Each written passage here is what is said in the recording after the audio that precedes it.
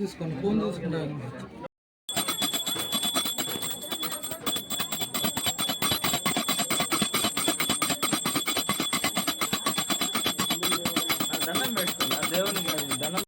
జిల్లా లక్కిరెడ్డిపల్లి మండలం అనంతపురం గ్రామంలో వెలిసినటువంటి శ్రీ శ్రీ శ్రీ అనంతపురం గంగమ్మ తల్లి క్రీస్తుపూర్వం 350 సంవత్సరాల క్రితం సమీపంలోని పేరంవల్లపల్లెకి చెందినటువంటి తిమ్మిరెడ్డి ఉత్సారెడ్డి అనే రైతు ఇక్కడ తన పొలానికి కంచె వేసుకునే దానికోసము కంపతొడుగులను కొట్టించడం జరిగింది.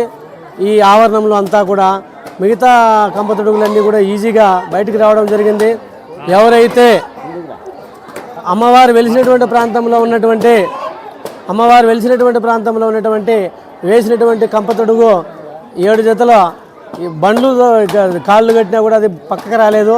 ఆ రోజు స్వప్నంలో ఉత్తారెడ్డి గారికి అమ్మవారు కనిపించి, నేను అనంతపురం నుంచి ఇక్కడికి వచ్చాను కాబట్టి నాకు గ్రామ ప్రజలు మీరందరూ కూడా పూజలు చేసి గుడి కట్టించినట్టయితే మీకు అందరికి కూడా శుభం కలుగుతుంది, మీ గ్రామాన్ని నేను సుభిక్షం చేస్తామని చెప్పడం జరిగింది.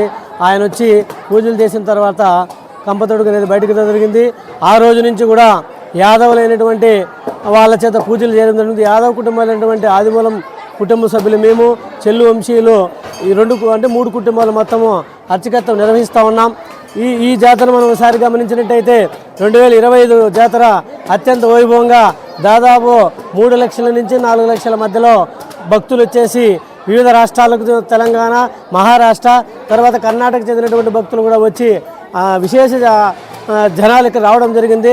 అత్యంత వైభవంగా జరిగింది. ఈ జాతరను గమనించినట్టయితే 3 రోజులు జరుగుతుంది జాతర. మొదటి రోజును జాగారం అంటారు, రెండో రోజు నిండు తిన్నాలనేది జరిగింది. చాగలగుట్టపల్లిలో ఉన్నటువంటి అమ్మవారు గుడి ప్రాంతానికి ఎప్పుడైతే చేరుతుందో అప్పుడు ఇక్కడ మహిళలంతా కూడా సిద్ధ పూజ కోసము వరపడి ఉంటారు.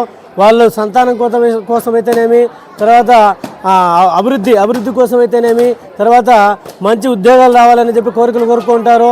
ఎవరైతే ఇక్కడ సిద్ధ పూజ వరపడినటువంటి మహిళలు వాళ్ళకే మొదటి దర్శనము ఇక్కడ కల్పించడం ఆనవాయితీగా వస్తూ ఉంది.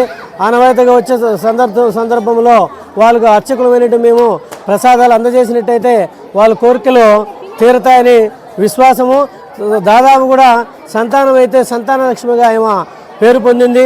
ఐశ్వర్యానికి కూడా లోటు లేకుండా చేస్తూ ఉంది కాబట్టి ఐశ్వర్యలక్ష్మిగా కూడా ఏమో పేరు పొందింది.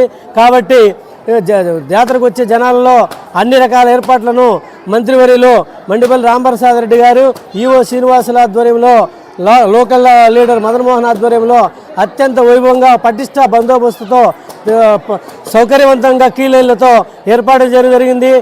నేను గత 30-40 సంవత్సరాలలో నేను చూస్తూ ఉన్నా. ఈ సంవత్సరం జరిగిన జాతరలో ఎలాంటి చిన్న పొరపాటు లేకుండా జాతరను విజయవంతంగా పూర్తి జరిగింది. ఈరోజు ముఖ్యంగా ఈ 2-3 గ్రామ ప్రజలందరూ కూడా బోనాలు సమర్పించే ఆనవాయితీ ఉంది. ఆ సందర్భంగా ఈరోజు కూడా బోనాల పొద్దున్న నుంచి విశేషంగా భక్తులు రావడం జరుగుతూ ఉంది.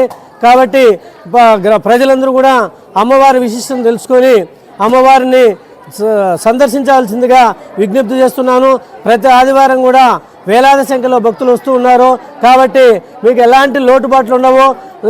దర్శనం కూడా దగ్గరుండి జాగ్రత్తగా మిమ్మల్ని అందరూ కూడా దర్శనం చేయించే బాధ్యత మాది తీసుకుంటా ఉన్నాము, అంటే అర్చకులు గాను మరియు పాలక మండలి సభ్యులు.